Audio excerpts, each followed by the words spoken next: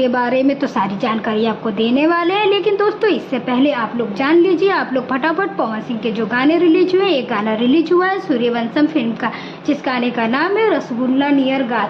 बहुत ही बेहतरीन गाना है, पवन सिंह के साथ प्रियंका सिंह की आवाज़ है। यह गाना आपको सुर म्यूजिक के यूट्यूब चैनल पर सुनने को मिल जाएगा। काफ़ी अच्छा गाना है और आपको यह गाना काफ़ी पसंद भी आएगा।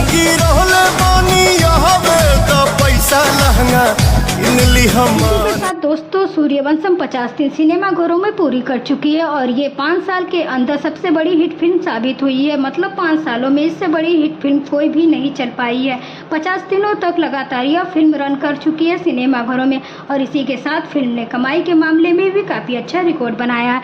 आगे बढ़ते हैं और नेक्स्ट अपडेट की बात करें तो पावर स्टार पवन सिंह का एक गाना है जिस गाने का नाम है नजर। इस गाने को रिलीज किया गया आप लोगों के बीच में टाइम्स म्यूजिक भोजपुरी के यूट्यूब चैनल पर। अगर गाने की डिटेलिंग की बात करें तो पवन सिंह के साथ अनुपमा यादव की आवाज़ सुनने को मिलने वाली है। गाने को लिखा है रोशन सिंह विश्वास ने, म्यूजिक दिया है सरगम आकाश सिंह के साथ में ऋतु सिंह की जोड़ी देखने को मिलने वाली है।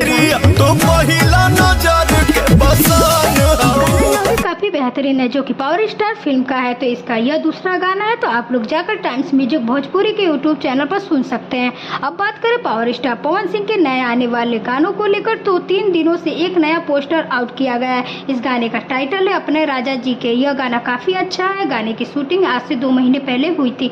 एक नई एक्ट्रेस इसमें आपको देखने को मिलने वाली है जिनका नाम है ईशानी बोस। गाने की डिटेलिंग की बात करें तो पवन सिंह के साथ में शिल्पी राज की आवाज सुनने को मिलेगी। आशुतोष तिवारी ने गाने को लिखा है, म्यूजिक दिया है प्रियांशु सिंह ने। इस लोगों के बीच में शुभ लाभ फिल्म्स के यूट्यूब चैनल पर रिलीज किया जाना है। पोस्टर आ चुका है, 3 दिन हो चुके हैं, लेकिन अभी ना तो टीजर आया और ना तो कोई अपडेट आई है गाने को रिलीजिंग को लेकर के। हालांकि रिकॉर्डिंग पिछली रात कंप्लीट हो गई थी, लेकिन हमें ऐसा लगता है कि जो अभी गाना आया था फिल्म पावर स्टार का, उसी गाने की रिकॉर्डिंग हुई थी। तो इस गाने की रिकॉर्डिंग अभी हुई नहीं है और भैया पवन सिंह पता नहीं क्या कर रहे हैं, क्योंकि अभी छठ भी आने वाला है। छठ आने में ज्यादा समय बचा नहीं है, तो इस बीच कम से कम 2 या 3 लोकगीत तो आ ही जाने चाहिए थे ताकि मार्केट में दबदबा बना रहे। तो देखते हैं दोस्तों, जैसे ये अपडेट आएगी हम आपको बता देंगे। तो अगर आप हैं पावर स्टार पवन सिंह के फैन तो इस वीडियो को लाइक करें और साथ ही साथ चैनल को जरूर सब्सक्राइब करें। Thank you.